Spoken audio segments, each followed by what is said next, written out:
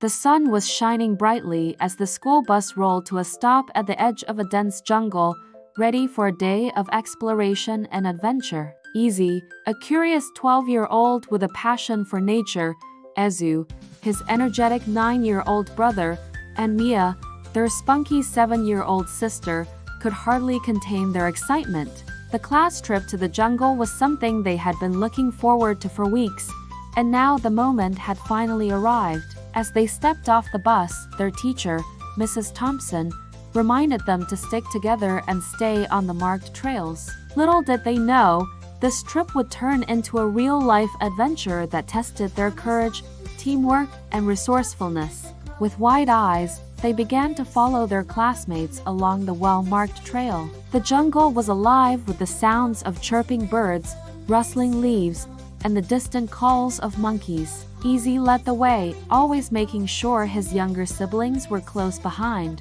Ezu, however, had his eyes set on something else. A flash of bright color in the trees caught his attention. It was a brilliantly colored bird, fluttering from one branch to the next.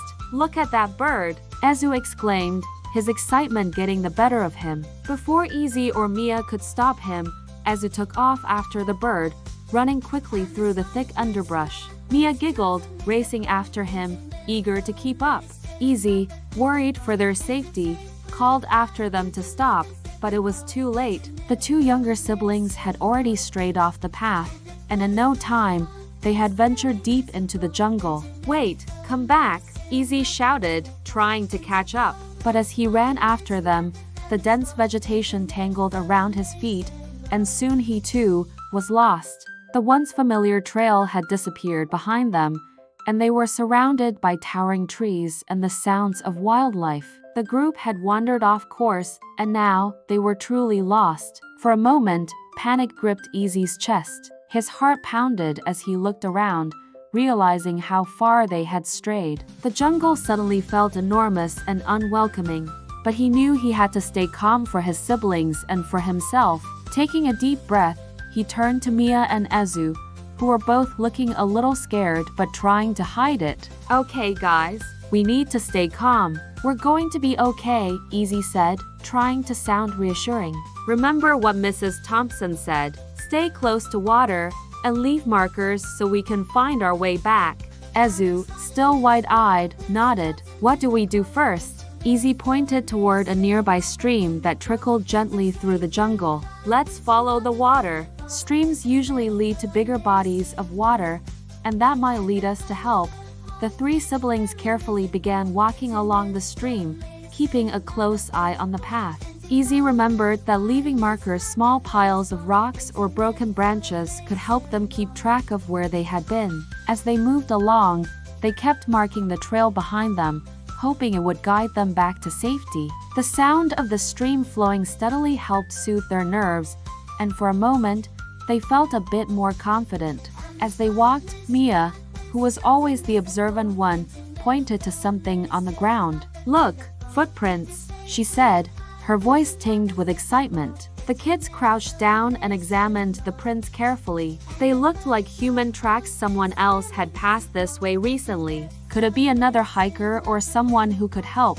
Hope sparked in their hearts as they decided to follow the footprints, hoping they would lead to someone who could guide them out of the jungle. But just as they were about to follow the tracks, a rustling sound interrupted them. Out of nowhere, a mischievous monkey appeared from the trees, darting toward them. In an instant, it grabbed Izu's backpack and scurried up a nearby tree, laughing in a way that almost sounded like it was mocking them. "No, my snacks!" Ezu cried, his hands reaching up helplessly as the monkey climbed higher. The monkey, satisfied with its prize, began tearing into the backpack, pulling out water bottles and granola bars. The kids watched in frustration as their food disappeared into the air. "We can't just stand here," Easy said, determination setting in. "Let's keep going. The monkey can't stop us."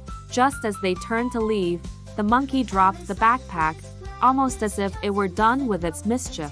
The backpack landed near a narrow dirt path that they hadn't noticed before. It was faint, but it was a path, and it looked like it led somewhere. "This is it," Easy exclaimed. "Let's follow this path. It could lead us out of here." The three kids began walking down the dirt trail, feeling a mix of hope and caution. The jungle had been so overwhelming, but now they were starting to feel like they might just find their way home.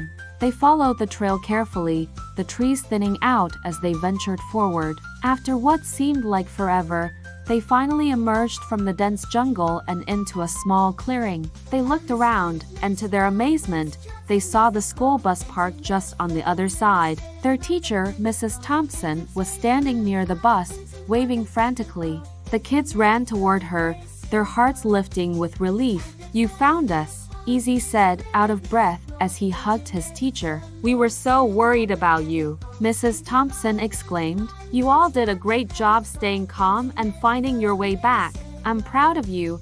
As they climbed aboard the bus, Easy, Ezu, and Mia reflected on what they had just experienced. The jungle had tested their patience, teamwork, and resourcefulness, but in the end, they had made it through. They learned valuable lessons about sticking together, staying calm in tough situations, and using their wits to find their way home. As the bus began to drive away, Easy looked out the window, a smile spreading across his face. "We did it, guys," he said. "We really did it." The jungle adventure was over, but the memories of their journey and the bond they shared would last a lifetime.